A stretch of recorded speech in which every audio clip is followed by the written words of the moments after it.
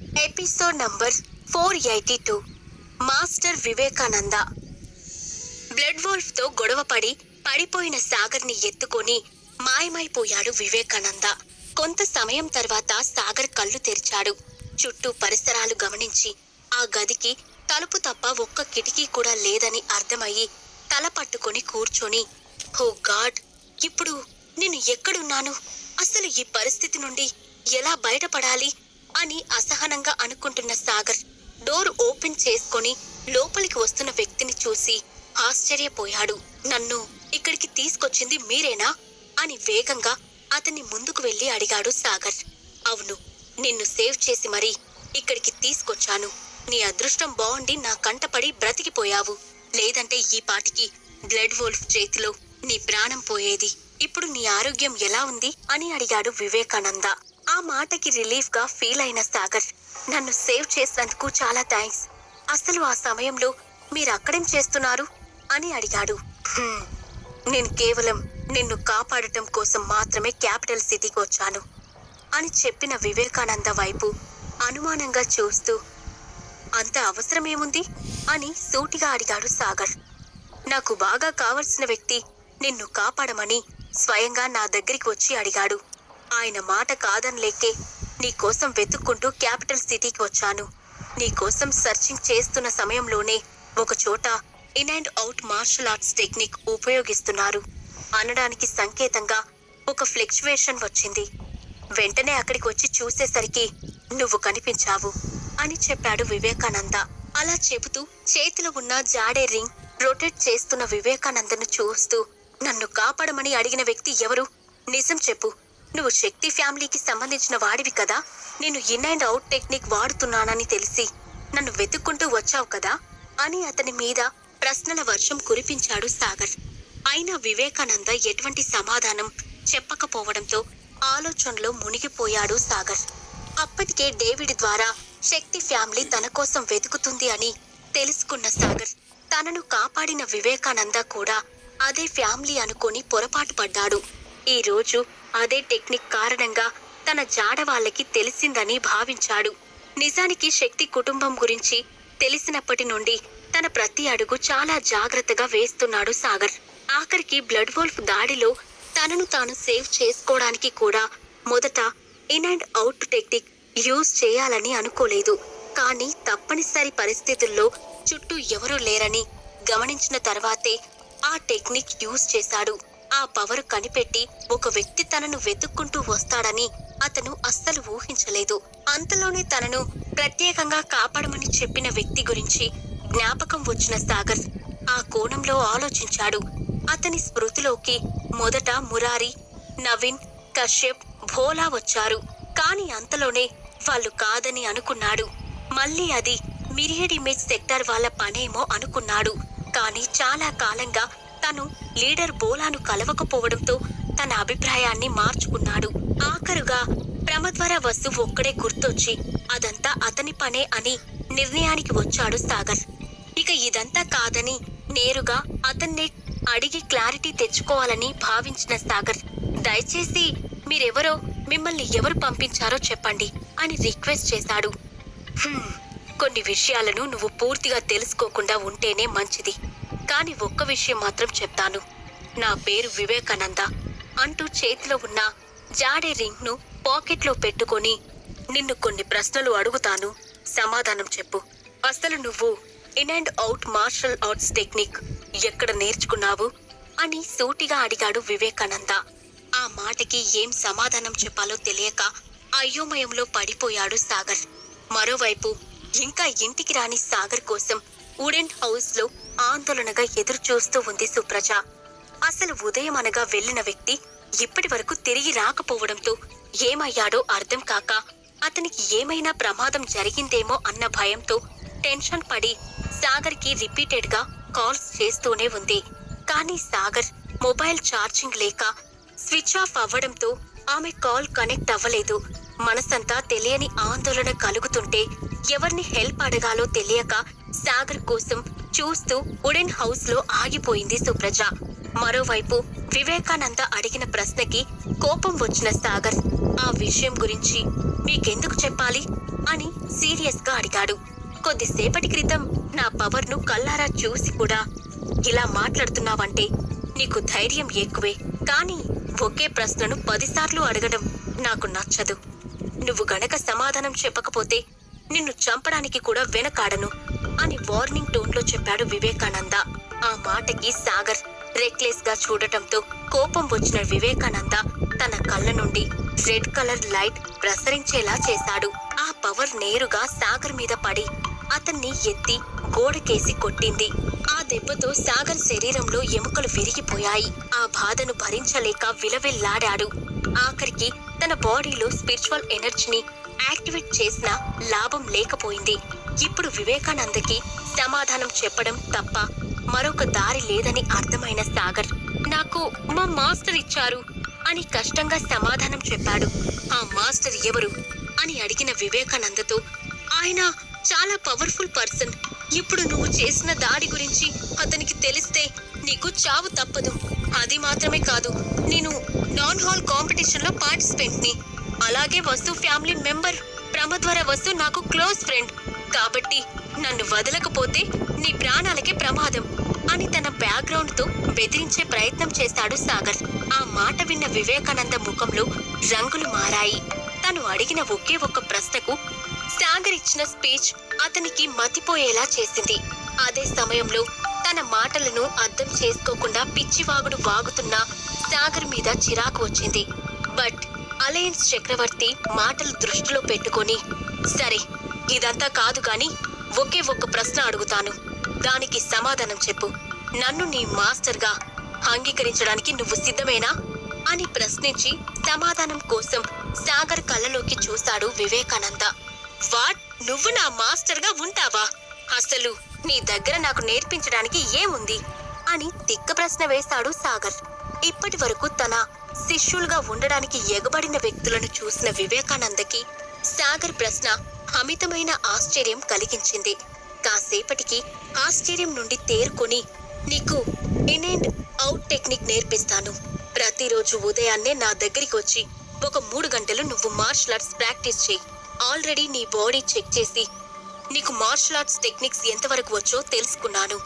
నీకింకా ఎలాంటి ట్రైనింగ్ కావాలో నాకు బాగా తెలుసు అని చెప్పాడు వివేకానంద. ఆ మాటకి అయోమయంగా చూస్తున్న సాగర్ను చూసి చిన్నగా నవ్వుకుంటూ, ఒకటి చెప్పు, నీ కరెంట్ లెవెల్ బేస్ చేసుకొని ఇన్ అండ్ అవుట్ టెక్నిక్ తో బ్లడ్ వోల్ఫ్ లాంటి పవర్ఫుల్ పర్సన్ ని అడ్డుకోగలనని ఎలా అనుకున్నావ్? దాని రిజల్ట్ ఎంత ఘోరంగా ఉంటుందో ఇప్పటికైనా నీకు అనుభవంలోకి వచ్చిందా అని అడిగాడు వివేకానంద. అయితే అతని మాటలు తన కల్టివేషన్ లెవెల్ గురించి ఎత్తి చూపించడంతో అవమానంగా ఫీల్ అయిన సాగర్, అబ్బో, ఇందాకటి నుండి ఇన్ అండ్ అవుట్ టెక్నిక్స్ నీకు బాగా వచ్చినట్టు బిల్డప్ ఇస్తున్నావు. నువ్వు ఏమైనా శక్తి ఫ్యామిలీ మెంబరా అని రోషంగా అడిగాడు. అసలు నిజమైన శక్తి ఫ్యామిలీ ఎగ్జిస్టెన్స్ గురించి నీకు తెలిస్తే నువ్వు ఇలా మాట్లాడవు. అసలు నా దృష్టిలో ఆ ఫ్యామిలీకి ఎలాంటి విలువ లేదు. అది కేవలం సెక్ట్ నుండి కొన్ని మార్పులతో బయటకు వెళ్ళిపోయిన ఒక బ్రాంచ్ మాత్రమే. వాళ్ళ స్కిల్స్ అన్నీ కేచరీ మార్షల్ ఆర్ట్స్ ని బేస్ చేసుకొని ఉంటాయి. అసలు అందులో గొప్పేముంది అని సీరియస్ గా చెప్పాడు వివేకానంద. ఆ మాటకి సాగర్ ఆశ్చర్యంగా చూస్తుంటే, నేను ప్రపంచంలో in and out techniques use చేసే మార్షల్స్ లో టాప్ కాదు, కానీ నీకు మాత్రం బెస్ట్ టెక్నిక్స్ నేర్పించగలను. నిన్ను అందరిలోకి బెటర్ పర్ఫార్మర్ గా చేయగలను. అలాగే నేను యూజ్ చేస్తున్న ఇన్ అండ్ అవుట్ టెక్నిక్ ప్రపంచంలో మరొకరు యూజ్ చేయలేరని గ్యారంటీ ఇవ్వగలను. ఇక నేను చెప్పాల్సింది చెప్పాను. ఫైనల్ డెసిషన్ నీదే అంటూ చెప్పడం ఆపాడు వివేకానంద. అప్పటి వరకు కూడా ఒప్పుకోవడానికి సిద్ధంగా లేని సాగర్ని చూసి ఒక నిర్ణయానికి వచ్చిన వివేకానంద వెంటనే సాగర్ను కళ్ళు మూసుకోమని చెప్పి చూపుడు వేలుని గాల్లో డ్యాన్స్ చేస్తున్నట్టు ఆడించాడు. చూస్తుండగానే ఆ ప్రదేశమంతా అందమైన సువాసన గల ఫ్లవర్స్, రకరకాల బీస్, బటర్ఫ్లైస్ తో పాటు చక్కని ఇంద్రధనుస్తో అందంగా మారిపోయింది. అదంతా ఒక కలలాగా భావించిన సాగర్ ఆశ్చర్యంగా వివేకానందని చూసేసరికి అతను దివి నుంచి దిగి వచ్చిన దేవుడిలా కనిపించాడు. ఆ దృశ్యాన్ని సాగర్ కళ్ళు విప్పార్చుకొని చూస్తుంటే ఒక్కసారిగా ఆ మ్యాజిక్ మొత్తాన్ని మాయం చేసి ఇప్పటికైనా నన్ను నీ మాస్టర్గా అంగీకరిస్తున్నావా, లేక ఇంకా అభ్యంతరాలు ఏమైనా ఉన్నాయా అని చిరునవ్వుతో అడిగాడు Vivekananda. In and out techniques తారా స్థాయి వరకు చేరుకున్న వ్యక్తులు పరిసరాలను తమకు కావలసిన విధంగా మార్చుకోగలరని in and out spiritual arts technique book లో చదివినట్టు సాగర్ గుర్తు చేసుకున్నాడు. అతని శక్తులను కల్లారా చూసిన వ్యక్తిగా అతని ముందు మోకాళ్ళ మీద కూర్చొని సింబాలిక్ గా నమస్కారం చేసి, నేను మీ శిష్యుడిగా ఉండడానికి అంగీకరిస్తున్నాను. అంతకంటే ముందు మీరెవరో తెలుసుకోవాలని అనుకుంటున్నాను అని వినయంగా చెప్పాడు సాగర్. నా నేమ్ వివేకానంద. నేను నీకు మంచి చేయడానికే ఇక్కడికి వచ్చాను. కాబట్టి నన్ను నిస్సంకోచంగా నమ్మొచ్చు. ఒక 2 రోజులు రెస్ట్ తీసుకొని 3వ రోజు ఉదయాన్నే నా దగ్గరికి వస్తే నీకు 3 గంటలు రకరకాల టెక్నిక్స్ ప్రాక్టీస్ చేస్తాను. నీకు హెల్ప్ చేయాలని నేను తీసుకున్న డెసిషన్కి భవిష్యత్తులో రిగ్రెట్ ఫీల్ అయ్యే అవసరం రాదని ఎక్స్పెక్ట్ చేస్తున్నాను అని తన అసలు ఉద్దేశం బయటపెట్టాడు వివేకానంద. నేను అలాంటి వాణ్ణి కాదు మాస్టర్, మీరు నన్ను ట్రస్ట్ చేయొచ్చు అని చెప్పిన సాగర్ మాటలకి, ఆ నమ్మకం నాకుంది కాబట్టే ఇక్కడికి వచ్చాను. సరే, నేనుండే ప్లేస్ డాన్ హాల్కి 1 గంట దూరంలో ఉంటుంది అని అడ్రస్ రాసి మొదటి టాస్క్గా డాన్ హాల్ కాంపిటీషన్ గెలవాలని కండిషన్ పెట్టి అక్కడి నుండి వెళ్ళిపోయాడు వివేకానంద. తర్వాత వివేకానంద నేరుగా ఒక కొండ మీదకి వెళ్లి తన కోసం ఎదురు చూస్తున్న వ్యక్తిని కలిశాడు. అతను మరెవరో కాదు, అలయన్స్ చక్రవర్తి. మీరు చెప్పిన దాని ప్రకారం సాగర్ని నా స్టూడెంట్గా మార్చుకున్నాను. అతనిలో మంచి స్కిల్స్ ఉన్నాయి. కాస్త ప్రాపర్గా గైడెన్స్ ఇస్తే అతనికి తిరుగుండదు అని నమ్మకంగా చెప్పాడు వివేకానంద. అవును, సాగర్కి ఇన్ అండ్ అవుట్ టెక్నిక్స్ నేర్పించే అర్హత ఈ ప్రపంచంలో నీకు తప్ప మరొకరికి లేదు. ఈ మధ్య నా శక్తి ఫ్యామిలీ వాళ్ళకి సాగర్ గురించి తెలిసిపోయింది. కాబట్టి తనకి ట్రైనింగ్ ఇస్తూనే నీ పాత లెక్కలు సరి చేసుకోవడానికి తనను యూజ్ చేసుకోవచ్చు. ఏమంటావ్ అని సాలోచనగా అన్నాడు అలయన్స్ చక్రవర్తి. నా పగ కోసం మరొకరి మీద ఆధారపడాల్సిన అవసరం నాకు లేదు. సాగర్ని నా శిష్యుడిగా ఒప్పుకున్నది కేవలం గతంలో మీరు చేసిన సాయానికి రుణం తీర్చుకోవడం కోసం మాత్రమే. కానీ మీకిచ్చిన మాట ప్రాణం పోయినా తప్పను. సాగర్కి మనస్ఫూర్తిగా పర్ఫెక్ట్ ట్రైనింగ్ ఇస్తాను అని గంభీరంగా చెప్పాడు వివేకానంద. ప్రపంచంలో నీతి న్యాయంగా ఉండే వ్యక్తులకి ఆదరణ ఉండదని చెప్పడానికి పర్ఫెక్ట్ ఎగ్జాంపుల్గా వివేకానందను చూపించవచ్చు. వివేకానంద యూజ్ చేస్తున్న ఇన్ అండ్ అవుట్ టెక్నిక్స్ ప్రపంచంలోనే బెస్ట్ అని, శక్తి ఫ్యామిలీ ఉపయోగిస్తున్న టెక్నిక్స్ కంటే పవర్ఫుల్ టెక్నిక్స్ అని ఎన్నోసార్లు ప్రూవ్ అయింది. కానీ గెలుపు అంచులో నిలబడి ఆనందిస్తూ తన వెనుక జరుగుతున్న దారుణాలను తెలుసుకోవడంలో విఫలమయ్యాడు వివేకానంద. అతను మంచితనంతో చేసిన పనులు ఎంతో మంది శత్రువులను తెచ్చిపెట్టింది. వివేకానంద తమతో జాయిన్ కావాలని ఎన్నో ఫోర్సెస్ ప్రయత్నం చేశాయి. కానీ కుటుంబం కోసం వివేకానంద అన్నింటినీ తిరస్కరించాడు. ఏ ఫ్రెండ్స్ అండ్ ఫ్యామిలీకైతే అతను ఎక్కువగా విలువ ఇచ్చాడు, వాళ్ళ వల్లే తను తీవ్రంగా గాయపడి చావు బ్రతుకుల్లోకి వెళ్ళిపోయాడు. అలాంటి సమయంలో వాళ్ళు చేసిన మోసానికి తట్టుకోలేకపోయాడు. ప్రపంచమంతా శూన్యంగా భావించి చావు బ్రతుకుల్లో ఒంటరిగా పోరాడుతున్న వివేకానందను అలయన్స్ చక్రవర్తి కాపాడకపోతే అప్పుడే వివేకానంద చాప్టర్ ముగిసిపోయేది. ఆ రోజు నుండి ఈ ప్రపంచానికి దూరంగా లో ప్రొఫైల్ మెయింటైన్ చేస్తూ బ్రతికిన వివేకానంద తనను వెతుక్కుంటూ వచ్చిన అలయన్స్ చక్రవర్తి కారణంగా మళ్లీ బయట ప్రపంచంలోకి అడుగుపెట్టాడు.